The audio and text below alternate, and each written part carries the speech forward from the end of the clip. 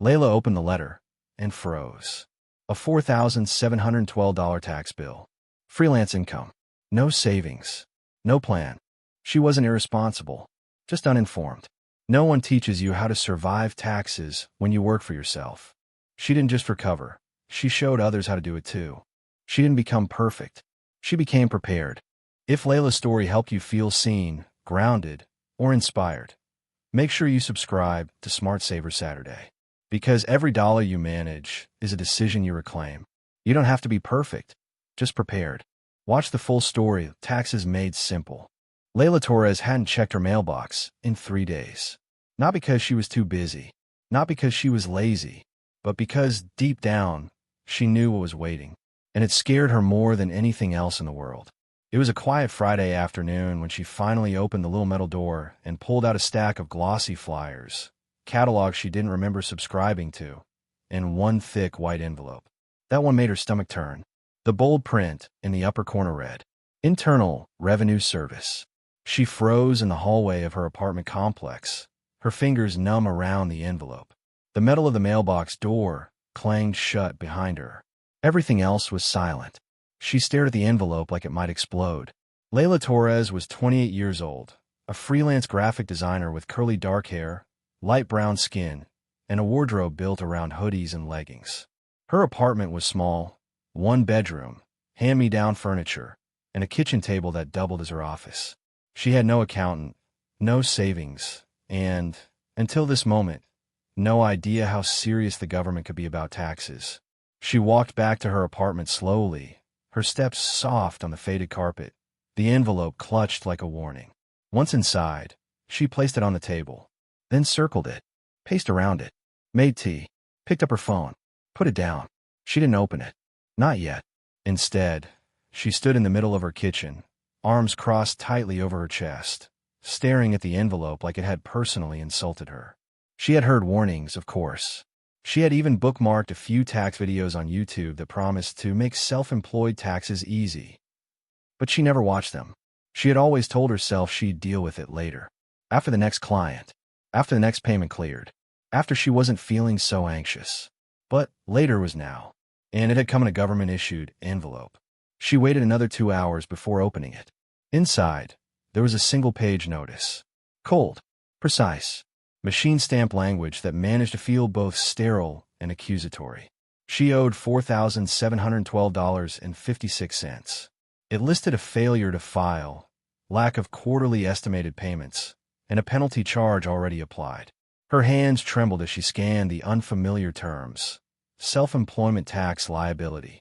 Failure to submit Form 1040-ES. Intent to impose levy. Her first instinct was to vomit. The letter blurred in front of her eyes. Her brain tried to protect her from what it was reading. The numbers looked fake, but the due date didn't. She dropped the paper onto the table and slumped into her chair. Her breath came in fast, shallow bursts. This couldn't be real. How had it gotten this bad? It wasn't like she hadn't worked. She had juggled 5 to 10 freelance projects a month since she left her part-time job at the coffee shop. She had spent nights meeting deadlines, designing logos for online shops, creating pitch decks for startups, even editing book covers for self-published authors. She worked hard, but none of that work had prepared her for this moment. Because no one had told her that being self-employed didn't just mean finding clients and delivering work. It also meant doing everything else herself. Tracking income, logging expenses, filing taxes, paying quarterly. She had done none of that, because she didn't know how. Layla stood up too fast. The chair scraped behind her. She walked in the bathroom and splashed cold water on her face. Her reflection in the mirror looked alien. Her eyes were wide. Her curls were frizzy. Her skin was pale. Her breath still hadn't slowed. She stumbled back into the kitchen, grabbed her laptop, and opened a search window. She typed, Freelancer forgot to pay taxes first year, what to do. Google exploded with links. Articles. Forums. Horror stories. Tax attorneys advertising emergency services. A Reddit post where a user claimed the IRS froze their bank account. Another where someone said they were being audited and couldn't sleep. Each click tightened the knot in her chest. She felt like she was drowning. She closed the laptop and stared at the letter again. That number, $4,712.56, glared up at her. Cold. Merciless. It might as well have said game over. But then, out of desperation more than logic, she reopened the browser and clicked on a blog post from a woman named Serena who wrote about being self-employed and messing up her taxes the first time. The headline read, "I owed the IRS $9,000, and I didn't die." Layla clicked. The post was calm, clear, friendly. Serena walked through the nightmare she faced, how she had avoided the envelope just like Layla did, panicked, cried, then started breaking things down. She listed terms, explained the forms. She mentioned something called a payment plan, and she said something Layla had not expected to read. The IRS isn't your enemy. They just want the math to make sense. It sounded too simple, but also strangely hopeful. Layla read the post twice, then bookmarked it, then opened a blank page in her digital notebook and wrote, "I'm not screwed. I'm just unprepared." That small sentence felt like a crack of sunlight through clouds. She wasn't a criminal. She wasn't doomed. She had simply skipped a class no one had told her she needed to attend. Now it was time to study. It was already past midnight. She opened a new tab. What is Form 1040S? Another. How to pay back taxes as a freelancer. Another. Can you file late taxes if you're self-employed? Each one felt like a breadcrumb back to safety. She wasn't sure where it would lead, but for the first time in hours, she felt something strange. Clarity. She opened her physical notebook, the one she kept for sketches and client notes, and wrote down a list. She titled it, "Get Right with the IRS." It had 3 bullet points. Find out what a quarterly tax payment is. See if I can file late. Look for a real human to talk to. She knew tomorrow would be hard. She would have to call someone, a tax preparer, or maybe a friend who freelanced longer than she had. She'd have to admit she messed up, that she hadn't saved a penny for taxes, that she'd been irresponsible, but also, she would be doing something about it. And that counted. It had to count. The next morning, Layla didn't sleep in. She made coffee, sat down at the same kitchen table where the IRS letters still rested. She looked at it, and this time, she didn't flinch. The next morning, Layla Torres sat at her cluttered kitchen table like it was a war room. Notebook open, laptop humming, IRS letters spread out beside a cracked coffee mug. Her hoodie sleeves were pushed up to her elbows like she was about to scrub the bathroom. But this wasn't about cleaning. It was about clarity. She sipped cold coffee and hit play on the first video. A calm, nerdy-sounding man in a flannel shirt appeared on screen. "If you're a freelancer," he said, "you're considered self-employed. That means you're responsible for both your income tax and your self-employment tax. And the IRS doesn't want to wait until April. They want their money quarterly." Layla hit pause. Quarterly? The term had come up in that blog post last night, but she hadn't really absorbed it. She assumed it was just some IRS jargon meant for accountants in suits, not artists who design t-shirt logos on their living room couch. She grabbed a sticky note and scribbled, "Quarterly taxes equals 4x a year." She hit play again. Due dates are typically April 15th, June 15th, September 15th, and January 15th. You estimate how much tax you owe for the year and pay it in chunks on those dates. If you don't, the IRS can hit you with penalties for underpayment. Layla paused the video and blinked. She hadn't paid anything on any of those dates. She hadn't even known those dates existed. She felt a familiar wave of dread, the kind that pressed on her ribs like an invisible hand. How was she supposed to estimate what she'd owe when her income was all over the place? Some months she made $3,000, others barely $900. She did rush jobs, last-minute gigs, holiday promos. Nothing was stable. She clicked to the next video. This one was a woman with kind eyes and a whiteboard behind her. Layla liked her instantly. "Freelancers," she said, "you need to track your income and expenses. That's how you figure out what's taxable. You don't get a W-2. You get 1099s. And sometimes, no forms at all. It's up to you to track every dollar." Layla felt her jaw tighten. She hadn't tracked anything. No spreadsheet. No software. Just email receipts from PayPal and Zelle and Stripe. And an inbox full of "payment complete" messages she never opened because they were too anxiety-inducing. She switched to a new tab and typed, "Freelancer Tax Tracker Spreadsheet Free Download." She found one. Color-coded. Google Sheets. Built by a guy who called himself a recovering creative with an accounting side hustle. It had columns for client, project, invoice date, Amount paid. Expenses. Tax set aside. Notes. Layla copied it to her drive and stared at the blank rows. It looked official. Maybe too official. But it was a start. She reached for her phone and opened her banking app. Transactions stared back at her. $400 from Spark Creative, $120 from Design Rush, $47.90 from Etsy print sales, and a dozen charges she'd forgotten about. A Canva Pro subscription, that $19.99 font bundle, and the Adobe Creative Cloud fee that nearly overdrew her account last March. Every transaction was a breadcrumb. Every dollar earned or spent was evidence. She began filling in the spreadsheet, client by client, expense by expense. 3 hours passed in silence, broken only by her occasional deep sigh or pen tap. It was tedious, messy, sometimes infuriating, but it was also healing, like organizing a junk drawer that had haunted her for years. Around 2 p.m., her phone buzzed. A text from her old co-worker, Jasmine. Jasmine, hey, you still freelancing full-time? I might need help with the logo eyes. Layla stared at the screen for a second before typing back. Layla, yep, still freelancing. Learning taxes right now, actually. Did you know we're supposed to pay quarterly? Jasmine responded with a gif of someone screaming.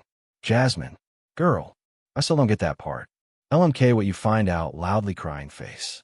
Layla smiled, a rare expression lately. Maybe she wasn't alone in this mess after all. She flipped back to the spreadsheet and opened a new tab. IRS Form 1040, ES download. It was 12 pages long.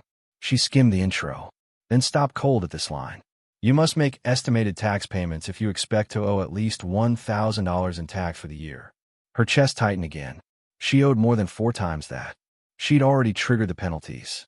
But instead of freezing, this time she scribbled down. Too late to be early. Not too late to be right. She could make this right. Not overnight. Not without mistakes. But she could start today. She continued reading. The form asked for prior year's adjusted gross income, estimated earnings for this year, business expenses, health insurance premiums, mileage logs. Layla chuckled. She hadn't tracked her mileage once. Her business expenses were a mess of receipts and guesses. She didn't even have health insurance this year. But she had something else now. A starting point. She pulled up her payment history from January to December. She had earned about $27,000 gross. Her rent was $850 a month. Software subscriptions ran her $120. She bought a standing desk on sale last May. Could that be a deduction? She wasn't sure yet, but she wrote it all down. Somehow, by 6 p.m., the spreadsheet was mostly filled in. Not perfectly, not professionally, but enough to feel like progress. Enough to make her feel less like a criminal and more like a citizen. Layla Torres stared at the contact form for 15 full minutes before she finally typed a message. It was short, bare, almost embarrassed. Hi, I'm a freelance graphic designer. I didn't know about quarterly tax payments, and I just got an IRS bill I don't understand. I don't have a CPA or an accountant. Can you help? She clicked send. The email went to a woman named Renee Matthews, a tax preparer and enrolled agent she found on Instagram the night before. Renee had posted a carousel called First-Year Freelancers, Don't Panic. It had been simple, clear, and, most important, kind. It felt human, not corporate, not automated. Layla needed human right now. She didn't expect a reply until the following week. But 2 hours later, her phone buzzed. Renee. Hi, Layla. I got your email. Thank you for reaching out. First, breathe. You're not in trouble, and you're not alone. Do you have time for a free 15-minute call tomorrow? I can help get you on track. Layla blinked at the message, then reread it, then burst into tears. It wasn't just relief. It was validation. After weeks of spiraling, here was someone telling her that she wasn't a disaster, that she hadn't already failed. The next day, at 3 p.m. sharp, Layla opened Zoom. Renee appeared wearing big hoop earrings and a yellow sweater, her dark hair piled in a soft bun. Behind her was a whiteboard that said, "Taxes aren't scary, just numbers with stories." Layla immediately felt safer. "Hey, Layla," Renee said with a warm smile. "Okay, first things first. What did the letter say?" Layla held up the envelope. $4, 7/12.56 due. I didn't file anything. I didn't even know I had to. Okay, Renee said, nodding. Let's unpack that. And they did. Bit by bit, Renee explained what had gone wrong and what could go right from here. You didn't file, she said, so they assumed you owed full tax on everything you made. No deductions. No context. Just raw income. That's why the number's high. But that's also why we can fix it. Layla leaned forward, clutching her pen like it was a lifeline. You mean, I can still file? Yes, Renee said. And once you do, that number should drop. You'll file a Schedule C for your business income, deduct legitimate expenses, and calculate your actual tax owed. The IRS wants accuracy, not perfection. Layla scribbled. Schedule C equals business income form. Deductions lower what you owe. What if I can't pay everything at once? Then we get you a payment plan, Renee said. The IRS actually makes that pretty simple.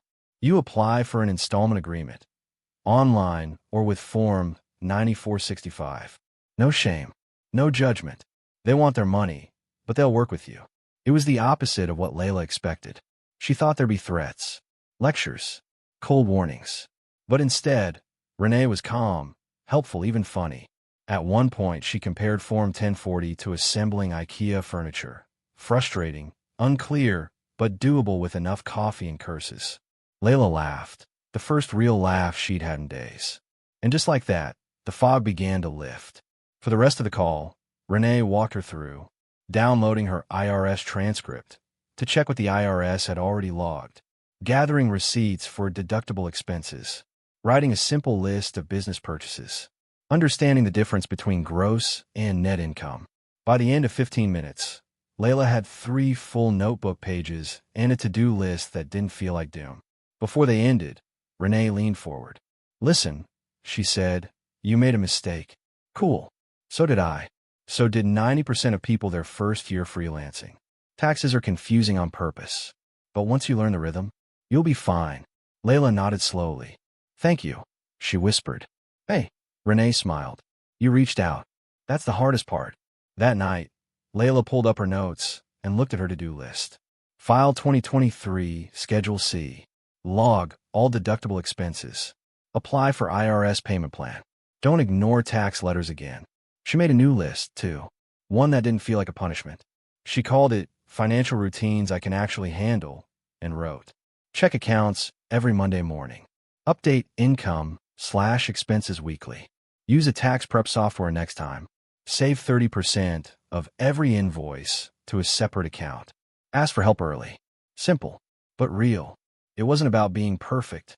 It was about being prepared. She put the list above her desk. It felt like a contract with herself. Standing desk. Bought during a client rush in May. Definitely work-related. Online courses. She had taken one in July on typography and branding. Another one in September on working with overseas clients. Both were eligible. She paused on a receipt for headphones. $140. Were they really business use? She frowned. Those late-night editing sessions. The Zoom calls. The client voiceovers she recorded. She added them to the list with a slow nod. This wasn't just accounting. It was reflection. Each expense wasn't just a number. It was evidence. That she had built something real. That she had tried. Fought. Grown. All those moments she thought were chaotic. Now they had labels. Structure. Tax codes. And that structure gave her peace. She opened her IRS transcript on one side of her screen and the Schedule C worksheet on the other. Renee had warned her. This part will feel like algebra. But once it clicks, you'll never forget it. It hadn't clicked yet, but it was beginning to hum in the background like a new language. Layla worked for 4 straight hours, breaking down her income by client, matching it to PayPal screenshots, invoice emails, bank deposits. She scanned receipts in labeled folders. She totaled up her mileage too, and from co-working spaces. She even dug through last year's calendar to verify which weeks she had worked on-site with local brands. The numbers started shifting. Her gross income, $27, $346, looked scary on paper. But after deductions? After subtracting $312 for web hosting, $1,104 in software, $856 in supplies, and $2,420 in partial home office and phone costs, she was looking at $21,000 in net income. And that made her tax bill far more manageable. She scribbled a bold line under the new number and wrote in all caps, "Knowing is not equal to owing." That sentence felt important. So she put on a sticky note, and stuck it to her wall. Late that night, Layla FaceTimed her cousin Angela, a part-time copywriter who had just gone full freelance. "Dude," Layla said, holding up a fistful of receipts, "I feel like a forensic accountant." Angela laughed. "Do you feel smarter? Or just tired?" "Both," Layla admitted. "But mostly in control. Like, I've always spent money, but I've never understood what it meant until now." Angela raised her eyebrows. "You sound like a finance coach." "Don't get me started," Layla said, grinning. "I've already made a folder called Next Year Taxes. I think I've become that person." By the end of the week, Layla had a finished Schedule C draft, a categorized deduction log, a new monthly ritual she called Money Monday. Every first Monday, she'd sit down, log income and expenses, and review anything new. No more year-end panic. No more inbox avoidance. She would not be a future version of the mess she just cleaned up. And the best part? She began to see taxes not as a punishment, but as a tool. Understanding what she could write off made her rethink every purchase. That standing desk. It wasn't just about back pain anymore. It was about ROI. That design conference she was eyeing for June, it could be a deduction. Her Spotify subscription, maybe not. But the stock photo plan? Absolutely. Taxes, she realized, didn't punish freelancers. They rewarded the ones who paid attention. On a gray Tuesday morning, Layla Torres did something she never thought she'd do willingly. She logged into the IRS website. It felt like breaking into a government bunker. The security was intense. Identity verification, old addresses, two-factor codes. But 20 minutes later, she was inside. And what she saw didn't terrify her. Not anymore. Her tax transcript was a maze of codes and acronyms.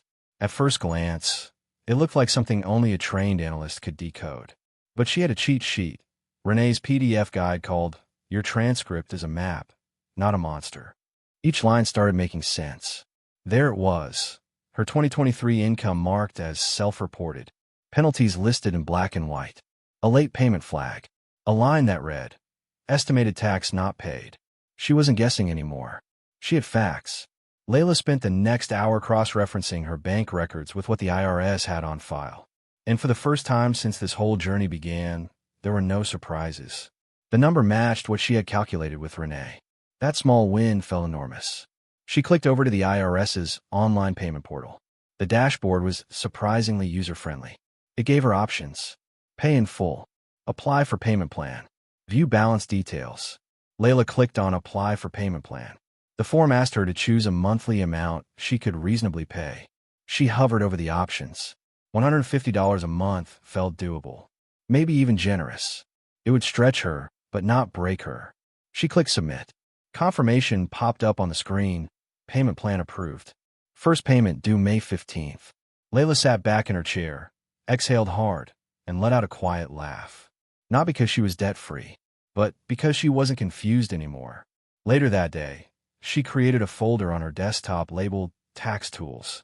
Inside it, she saved her IRS login credentials, finally not scribbled on a receipt, the deduction tracker spreadsheet, Renee's guides, her Schedule C draft, a short note to her future self: "We got this.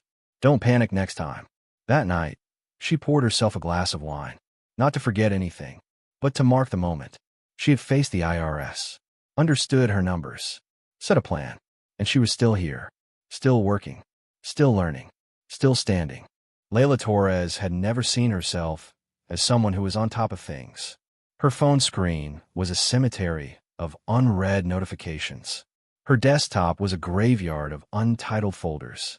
And yet, on a Thursday afternoon in early April, she found herself labeling manila folders with sharp, bold letters: 2024 income, receipts, software, write-offs, home office. It didn't feel like a chore. It felt like protection. Because now, Layla wasn't just trying to fix a mistake. She was building a system to never repeat it. She started with her email. She created a filter called Payments plus Invoices.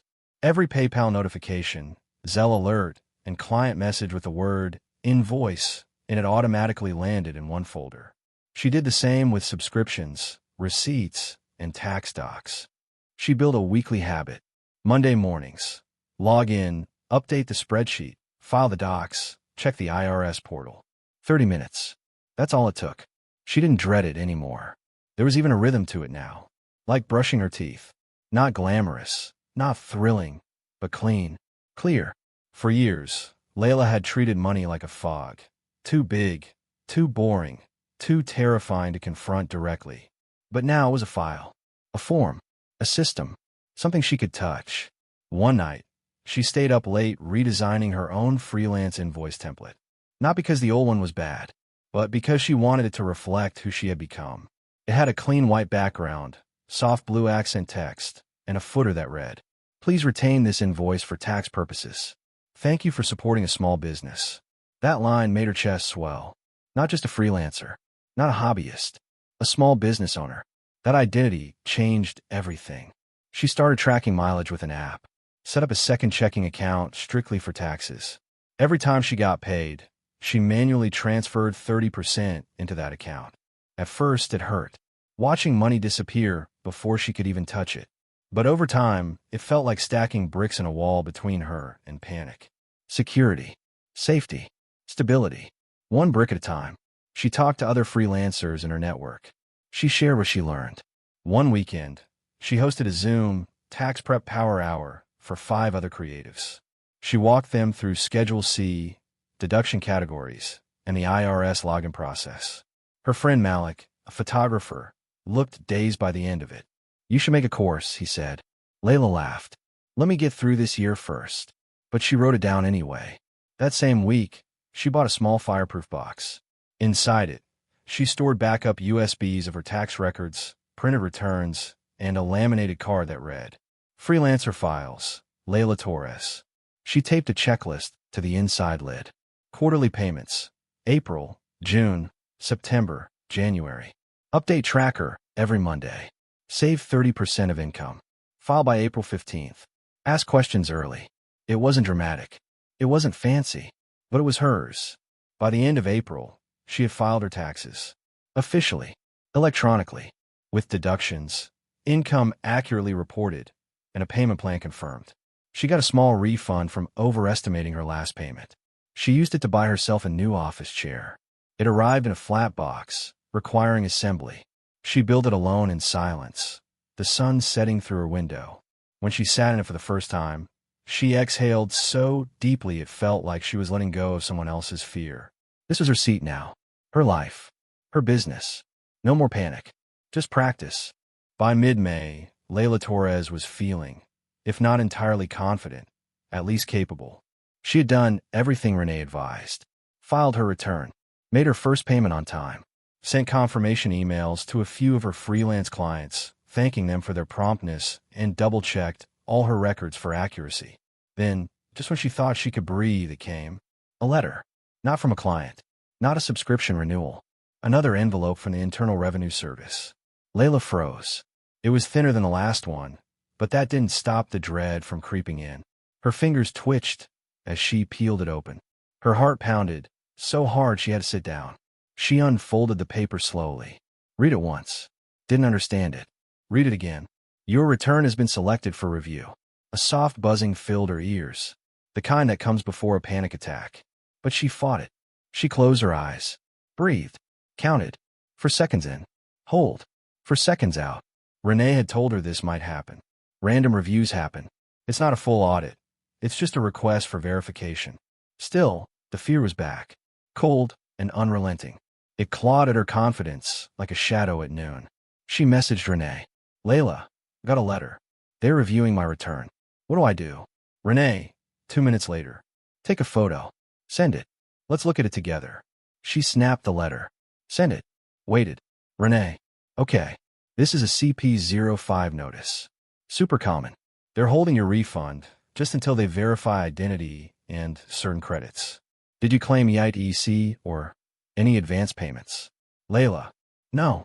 Just my freelance income. No dependents. No credits." Renee. "Then it's likely just a random flag. These usually clear up in 30 to 45 days. Do not panic.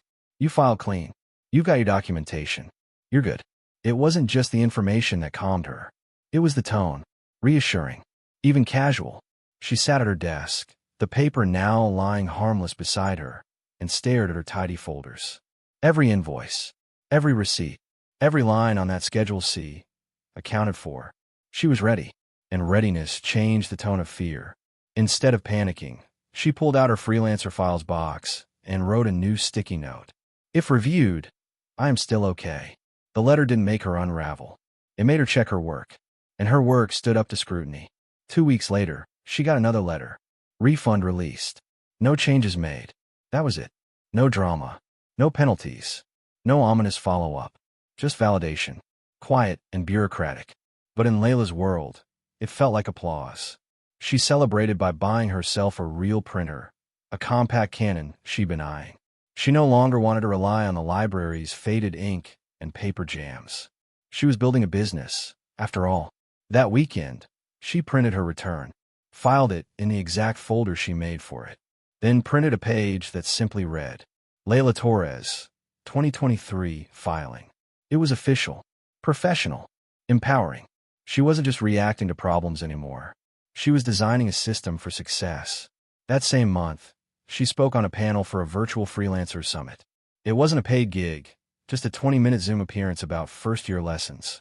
She shared her story, the panic, the payment plan, the spreadsheet. One attendee, a young illustrator from Georgia, unmuted near the end. I thought I was the only one who messed up, she said. Layla smiled. You're not, she said gently. We just don't talk about it. But trust me, panic is optional. Preparation is power. When the panel ended, Layla sat still in front of her webcam, just breathing, processing. She hadn't even realized how far she'd come until she heard herself say it out loud. She was no longer the girl who cried on the kitchen floor over a tax bill. She was the woman who just spoke to 200 strangers about how she survived it, and helped others start to believe they could, too. By mid-May, Layla Torres had started to feel something she hadn't felt in over a year: stability. She wasn't rich. Her inbox still held unanswered client emails. There were a few unpaid invoices she needed to follow up on. But she had done something far harder than chasing clients or updating portfolios. She had faced her taxes. And not just faced them, filed them, paid them, learned from them. She had tracked every deduction, categorized every dollar, and even helped 2 other freelancers start their own systems. She had stopped being afraid of money, of math, of authority. She had stared down the beast and realized it wasn't a beast at all. It was just paperwork. Then it happened. Another letter from the IRS. It was thin. No return address. Just her name, her apartment number, and the familiar serif font that sent a cold ripple down her back. She stared at it for a long time. She had told herself she wouldn't be scared of this anymore. But fear doesn't always listen to logic. With trembling fingers, she opened the envelope. Inside was a single page. Black text. A simple heading. Your return has been selected for review. Her hands dropped to her lap. Her heart pounded. The walls of her apartment closed in like a shrinking box. All the calm she'd built over the past month evaporated in seconds. All the systems, the folders, the payment confirmations. She couldn't remember a single thing she'd done right. Only the one thing she might have missed. She stood up, sat back down. Read the letter again. It wasn't a full audit. At least it didn't say that. It mentioned verification. Something about holding her return for further examination. There was no demand, no fine, just waiting. Still, the word review hit like a hammer. What if she'd misunderstood a deduction? What if her software subscription was miscategorized? What if her math was off by a single number? She reached for her phone and typed a message with hands that could barely hold it still. Got a letter. IRS is reviewing me. What do I do? She sent it to Renee, her enrolled agent, and now, unofficially, her emotional tax therapist. She paced the room for 5 minutes. Then the reply came. Take a breath. Send me a photo of the letter. She snapped the picture and hit send. The reply came fast. Okay, this is a CP05 notice. Totally standard. They're just holding the return while verifying identity and reported income. Did you claim any earned income credit? No, just my freelance stuff. Then you're fine. This is likely random. They just want to match your numbers with what your clients reported. Happens all the time. You're not being audited. Layla read the message 3 times. She sat down again and stared at the letter, now harmless and quiet in her hand. It didn't demand anything. It didn't accuse her. It was just checking. She exhaled through her nose, deeper than she had in days. The letter hadn't changed. But she had. A year ago, a message like this would have shut her down for a week. But today, it only paused her for an hour. She walked over to her desk, opened her Freelancer files box, and pulled out the folder marked 2023 return. Everything was there: her filed Schedule C, income totals, copies of 1,099 scanned receipts, neatly labeled, verified. She had done this right. She could feel it now, not just hope it. She took a yellow sticky note and wrote in block letters, "If reviewed, I am still okay." She stuck it to the inside of the file folder. The next day, she logged into the IRS portal just to be sure. Her balance showed 0. Her payment plan showed active. Her documents matched. There were no red flags, no new notices, just a note that said, "Return pending review." She smiled. There was something almost reassuring about the formality of it all. It wasn't personal. It wasn't emotional. It was mechanical, procedural, and she could handle procedures. She had become someone who kept records, who saved receipts, who updated her spreadsheet every Monday. She was someone who responded to uncertainty not with panic, but with a checklist. That afternoon, she went out and bought herself a small printer. It wasn't fancy, just a basic home office model, but she'd saved for it. She paid for it in full. And now, she wouldn't have to borrow paper from the corner shop every time she wanted to print something important. She brought it home, unboxed it slowly, and set it up on the little table she once used as a nightstand. It printed her test page with a satisfying hum. She smiled at the sheet, held it in her hands. Then she printed her 2023 return again. This time, not because she had to, but because she could. She placed it in a fresh folder marked IRS copy filed, then filed it in her fireproof box under current year. 3 weeks passed. Then came another letter. She opened it without fear this time. The letter read, "Your refund has been released. No changes were made to your return." That was it. No warning, no scolding, no explanation, just a simple confirmation. The system had reviewed her, and she passed. She held the paper like it was a diploma, because it was. In a way, it was proof that she didn't just survive tax season, she'd earned her way through it. That weekend, Layla joined a Zoom panel hosted by a local entrepreneur network.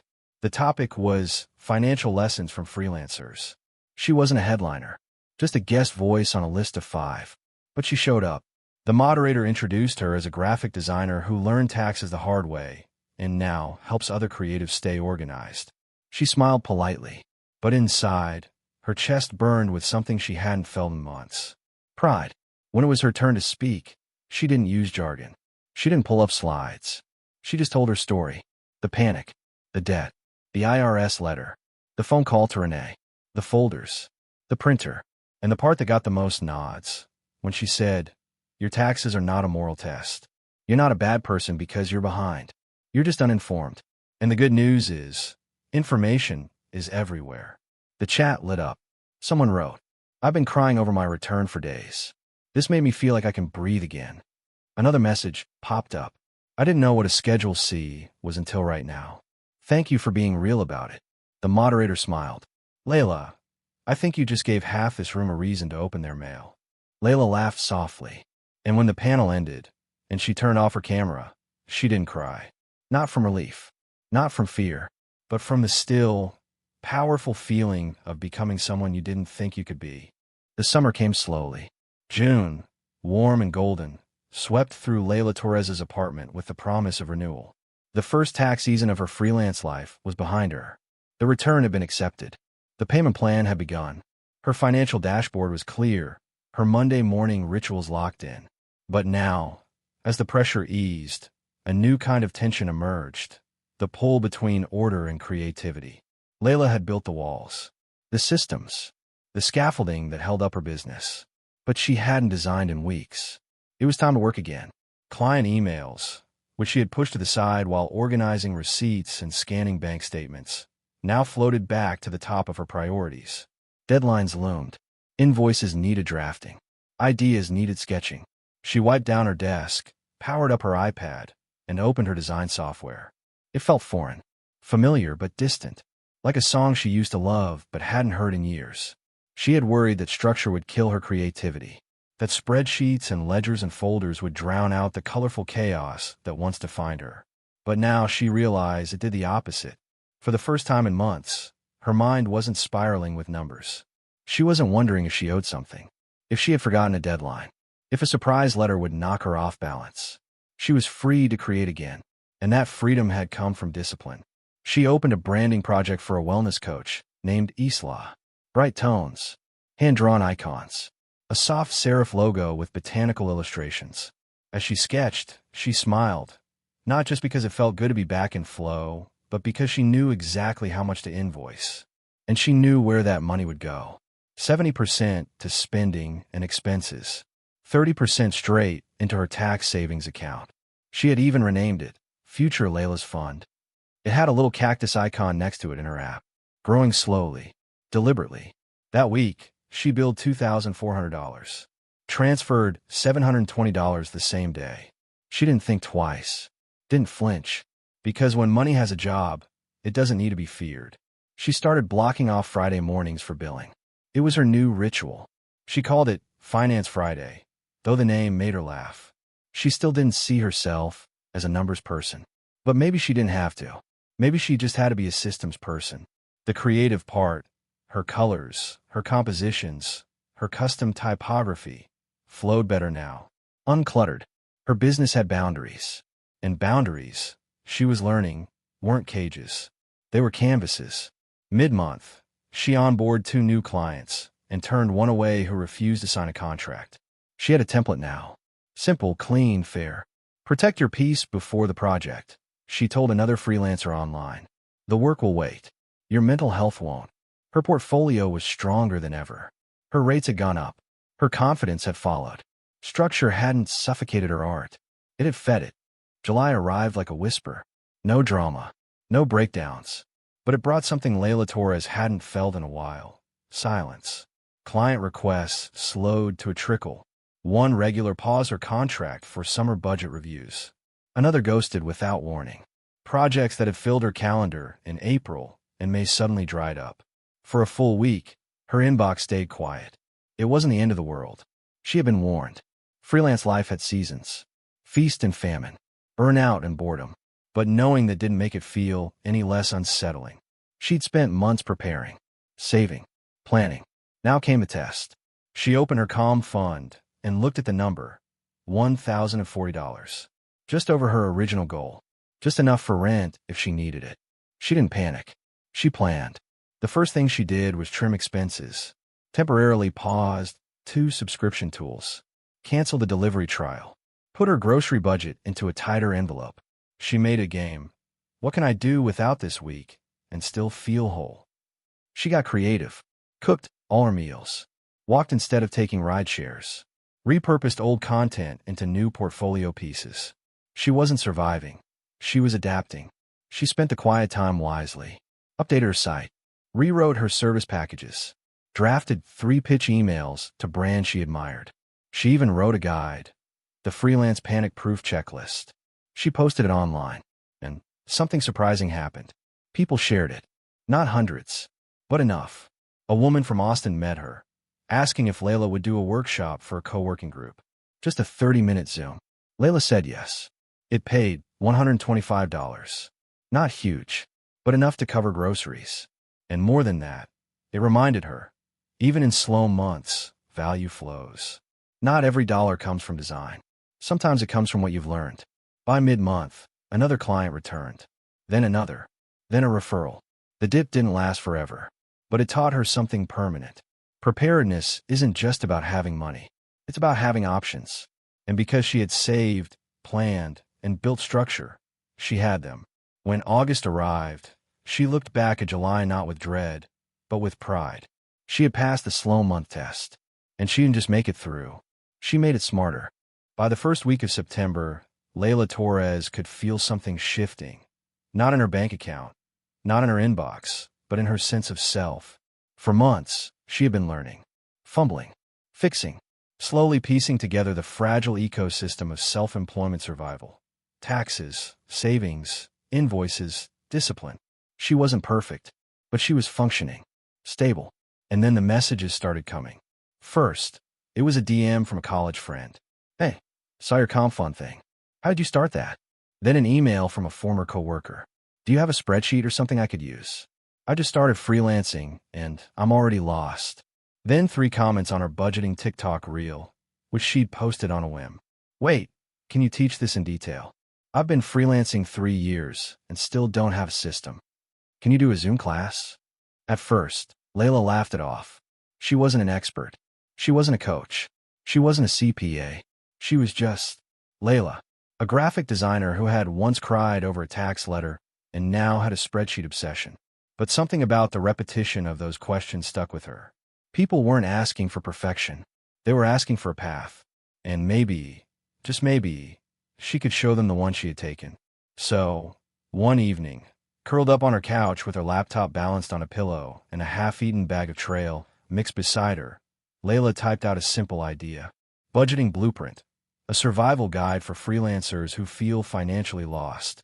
She posted it to her stories. Added a poll. Would you attend a free workshop on this? The results. 94% yes. She sat back, eyes wide. Okay then. It was happening.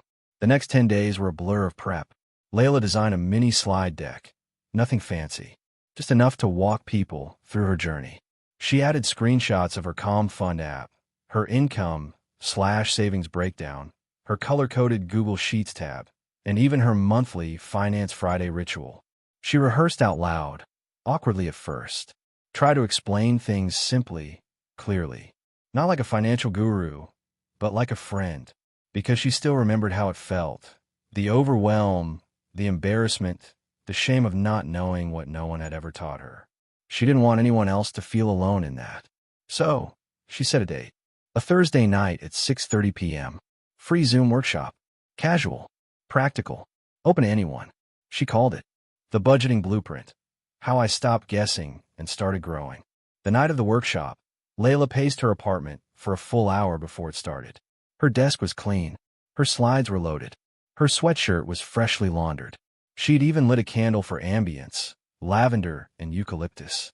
She was nervous, not because she doubted her material, but because she had never put her voice, her full story, out there like this before. By 6:25 p.m., 5 people had joined the waiting room. Then 8. Then 12. When the clock hit 6:31, she clicked admit all. 15 faces popped up on screen. Some familiar, most not. She took a deep breath and started. Hi, I'm Layla. I'm a freelance designer. And last year, I owed $4,712 to the IRS because I didn't understand how freelance money worked. A few heads nodded. One person visibly winced. That moment scared me into clarity. And since then, I've been building systems, not just to survive tax season, but to actually feel stable all year long. She pulled up her screen share and walked them through a framework. How she breaks up every client payment. 30% taxes, 20% savings, 40% bills, 10% education or professional development.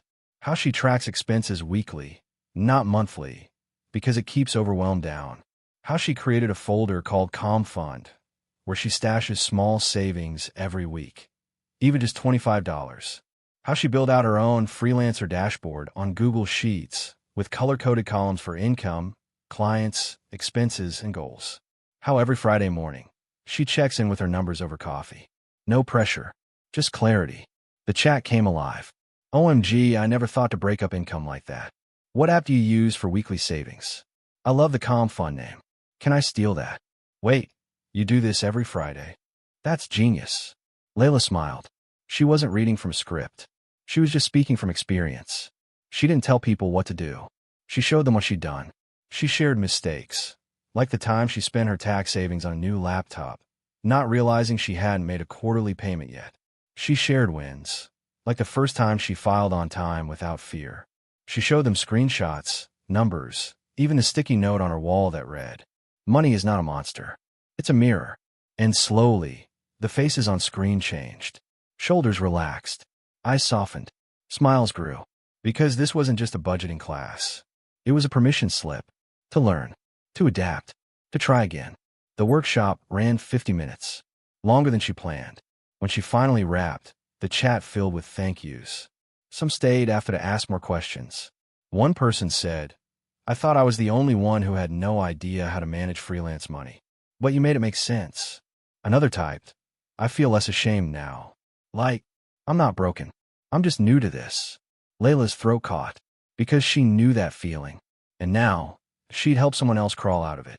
Later that night, after she closed her laptop and made a cup of tea, Layla sat quietly in her kitchen. The candle still flickered.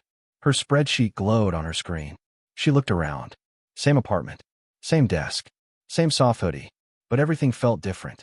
She wasn't surviving anymore. She was building something that could last. She had created a blueprint, and people were using it. It happened on a quiet Wednesday. Layla Torres was organizing old receipts, ones she no longer needed to save. She had upgraded her system again, now scanning everything weekly and storing digital backups in neatly named folders. The paper trail that once haunted her was becoming just that, history. As she shredded an envelope from a grocery run 7 months ago, she found a crumpled note tucked between papers. It was a post-it, faded ink, her handwriting. It said, I don't know how to fix this. She stared at it for a long moment. The memory came back in full color. That night in her kitchen, heart racing, calculator blinking, IRS letter burning in her hands. That was the night she felt completely broken. Financially, mentally, alone. She placed the note on her desk instead of shredding it. Because now, she knew something different. She hadn't been broken. She had been uninformed, unprepared, unaware of the tools she didn't even know existed. And that wasn't failure. That was a starting point. She made tea, sat down, opened her journal, and she began to write about how she used to think budgeting meant restriction, about how she used to flinch every time her banking app loaded, about the way scarcity had shaped her relationship with money, how growing up watching bills get paid late, seeing stress on her mother's face at the grocery store, had taught her to brace for disaster every time a number appeared on a screen. She had lived in reaction, not strategy. But now, she chose differently, because strategy wasn't about knowing everything. It was about choosing to stay present with what you had. She opened a blank page in her tracker titled Money Mindset Shifts, and she listed them, from fear to flow, from avoidance to awareness, from scarcity to strategy, from surviving to storing, from guessing to guiding. She paused after the last one, let the silence fill the room. Then she opened her calendar and scheduled something new, a solo money retreat, a Saturday with no screens, no client work, no distractions, just time to reflect on what she'd learned, how she wanted to grow, and where her systems could improve. She picked a local cafe she liked, packed a notebook, her tablet, a few printouts of her budget templates. She gave herself 3 questions. What worked well this year? Where did I overspend? Not in money, but in energy. What does financial peace look like for me in 12 months? She spent 3 hours in that cafe, writing slowly, thinking harder. And for the first time in her life, she wasn't reacting to money. She was designing a relationship with it. By late October, Layla Torres noticed something that startled her. Not because it was terrifying, but because it was unfamiliar. Nothing was on fire. Her inbox wasn't exploding. Her accounts weren't overdrawn. She hadn't missed a bill, lost a client, or forgotten tax date. She had money saved. Not millions, not even thousands sitting idle, but it was organized, earmarked, predictable. And that predictability, that simple knowing, felt like freedom. Her comm fund had reached $1,850. It sat quietly in a high-yield savings account, untouched for 3 months. Not because she didn't need it, but because life hadn't punched her lately. And even if it did, she'd be ready. She had a slow morning and decided to look back through her financial dashboard. It was like reading a story in reverse. February's fear, April's filing, July's slowdown, September's workshop. But through all of it, the line of the comm fund rose steadily. A heartbeat of discipline. She opened a new sheet titled Next Stage Goals. And under that header, she wrote, Fully fund comm fund to $3,000. Start a quarterly cushion for slow months. Add $50 per month to long-term savings. Build freedom budget for travel, training, or time off. It wasn't just about surviving anymore. It was about choice. Choice to pause when needed. To say no to projects that didn't align. To take a week off without spiraling. To breathe. That week, she transferred $400 from a big logo gig into the comm fund. The number hit $2,250. She stared at it. It was more than a number. It was a monument to every no she had said, every meal she cooked at home, every morning she spent balancing her books instead of binging distractions. And she realized something new. Peace grows slowly, but it grows strong. She lit a candle, turned on her favorite playlist, and designed a little card with elegant script. You're no longer waiting for stability. You've built it. She printed it, framed it, placed it above her desk. The Calm Fund was no longer just a savings line. It was her roots. It was a rainy afternoon when the message came in. Jasmine, one of Layla Torres' oldest friend from her first in-house design job, sent her a voice note. The audio crackled with hesitation. Hey, Lay, do you have a minute to talk? I'm really behind on my taxes. Like thousands behind. And I don't know what to do. You're the only person I know who's figured this stuff out. Layla sat still after listening. She remembered that panic. That paralysis. The feeling of shame so loud it drowned out logic. She called back immediately. When Jasmine picked up, her voice was tight. Please don't judge me. I wouldn't dare, Layla said gently. They talked for over an hour. Jasmine explained everything. Years of freelance work without filing. Credit card debt from slow seasons. A tax bill she had buried in a drawer and refused to open again. I feel so irresponsible, she said. No, Layla replied. You were just trying to stay afloat. And then, she did something she never imagined she'd be able to do. She taught. Not in a webinar. Not in a class. Just friend to friend. She walked Jasmine through how she had started. Printing her transcripts. Writing down every client payment. Estimating back taxes. Reaching out for help. She even sent Jasmine a copy of her Calm Fund spreadsheet and offered to sit on Zoom while she filled out the first tab. Jasmine cried halfway through. But not from fear. From relief. I thought I was the only one, she whispered. You're not, Layla said. You're just early in the process. They made a plan. Jasmine would request her IRS account transcript. Start a tracker with all income since 2021. List her expenses from bank records. Email a tax prep consultant Layla had used before. By the end of the call, Jasmine wasn't behind anymore. She was rebuilding. Layla sat in the quiet afterward, staring at her now familiar financial dashboard. There was something about helping someone else take control that made her realize just how far she'd come. This wasn't just about Layla's story anymore. This was a movement, a culture shift among people who had never been taught what to do, but were learning to figure out together. Debt didn't mean failure. It meant a lesson was waiting. And dignity didn't come from numbers on a screen. It came from doing it differently now. By the time the clocks rolled back in November, the light in Layla Torres' apartment shifted. Shorter days, softer mornings, long stretches of gray outside her window. But inside, everything felt steady. There was a rhythm now, not just in her work, but in her life. Each Monday began with her budget review. Each Friday, a brief check-in with savings goals. She no longer felt pulled in 20 directions. Her systems carried her like rails beneath a train. Quiet, solid, essential. She no longer feared forgetting. Everything had its place. Everything had its process. That Sunday, she made soup, listened to a podcast, and while her apartment filled with the scent of garlic and rosemary, she looked at the whiteboard by her desk. A note was written in red marker. Self-care is structure. It had come from a panel she'd watched the week before, a therapist talking about how routines were acts of kindness, not rules of punishment. Layla had never thought of her budgeting as self-care, but it was. Because the version of her that paid bills on time, who didn't flinch when a surprise invoice came in, who logged her expenses without stress, that version of her could finally rest. And rest was the ultimate rebellion.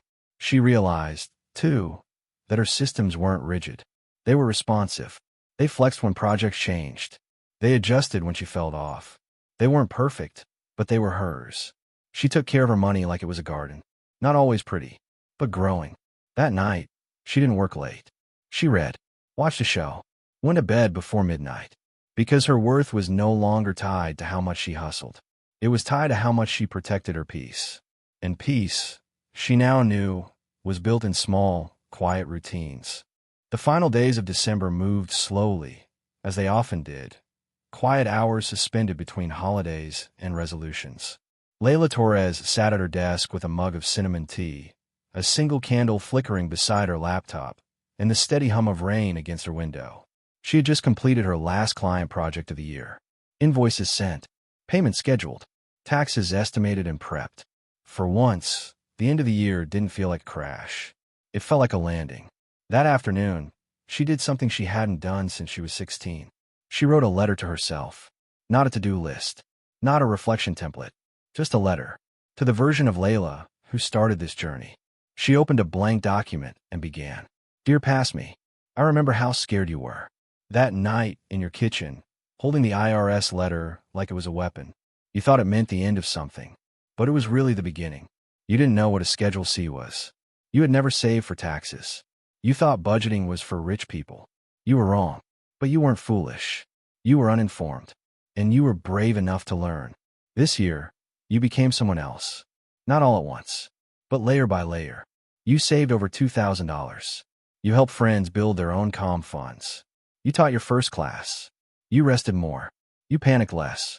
You stopped running from money and started walking with it. I'm proud of you. Not for being perfect, but for staying present. For asking questions. For building a new relationship with something that used to feel like a threat. You're not just a freelancer anymore. You're a financial adult. I love you for trying. Sincerely. You. She read it twice. Then printed it. Folded it carefully. She placed it in an envelope marked Open next December, and tucked it into her new file box under a label she never imagined she'd use a year ago. Financial confidence. Because that's what she'd built. Not perfection. Not wealth. But peace. One choice at a time. The new year didn't arrive with fireworks. Not in Layla Torres' apartment. There were no parties. No clinking glasses. No streamers or midnight countdowns. Just her, a soft fleece blanket, and the sound of light rain tapping the balcony rail. It was exactly what she wanted. Because this year, she didn't need a loud beginning. She didn't need a drastic change. She needed the quiet.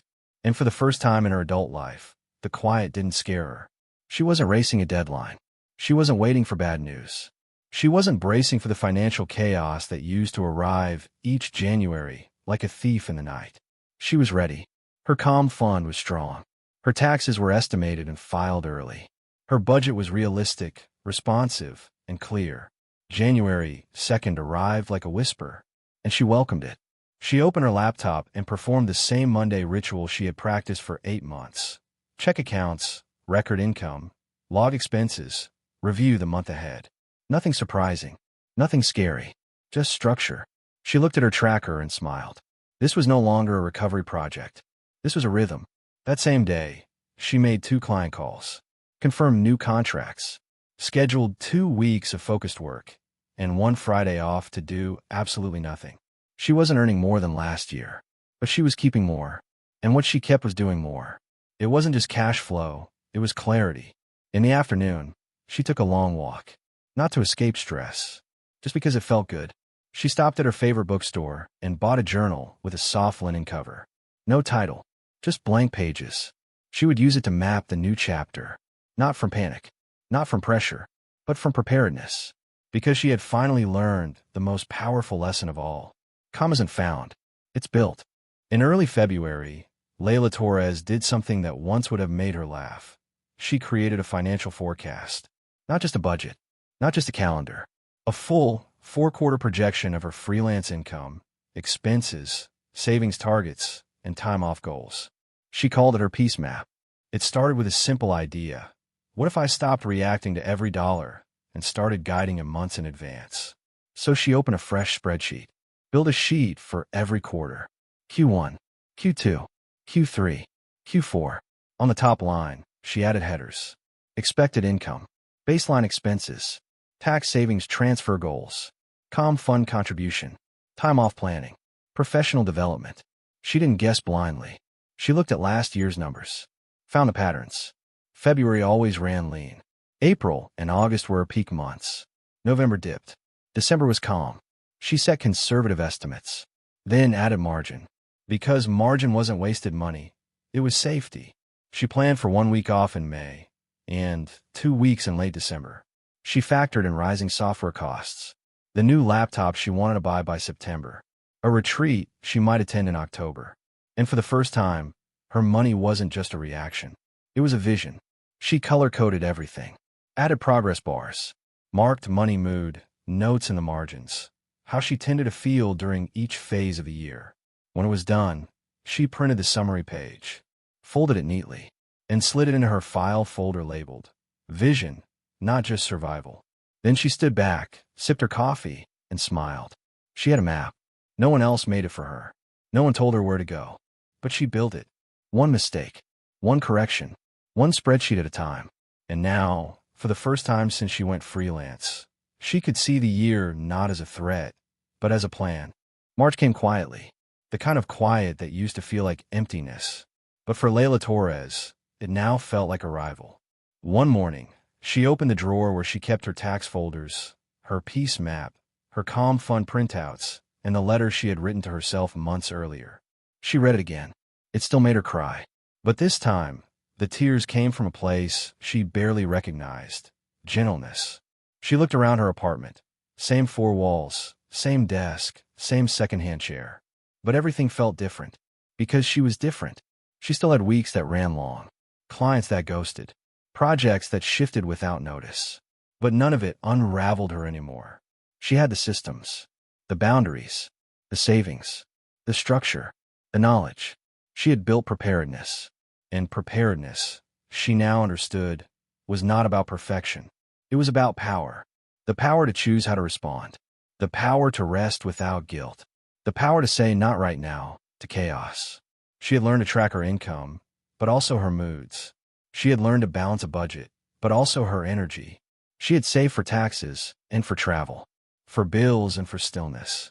She was still growing, still questioning, still tweaking her spreadsheets and finessing her workflows. But she was no longer a woman bracing for collapse.